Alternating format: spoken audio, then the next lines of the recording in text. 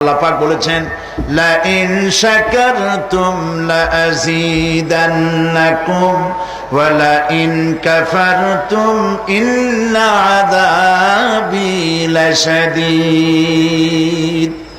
আমার নিয়ামতের কৃতজ্ঞতা যারা স্বীকার করবে, আমার নিয়ামতের শুকর যারা আদায় করবে, আমি তাদের নিয়ামতকে বাড়ায় দেব। আর যারা অস্বীকার করবে, শুকর আদায় করবে না, তাদের জন্য শাস্তি দেওয়া হবে। এই জন্য আল্লাহ পাকের নিয়ামতের শুকরিয়া আদায় করতে হবে। 2 নম্বরে আল্লাহ পাকের হুকুম আহকাম মেনে জীবন পরিচালনা করতে হবে। নবীরা আল্লাহ পাকের পক্ষ থেকে যে দ্বীন নিয়ে এসেছেন, ওই দ্বীনের আনুগত্য করতে হবে, বিরোধিতা করা যাবে না। যারা ইসলামী আন্দোলনের বিরোধিতা করবে, আল্লাহর দ্বীন প্রতিষ্ঠার পথে যারাই বিরোধিতা করবে, জায়গা হবে কোথায়? জাহান্নাম।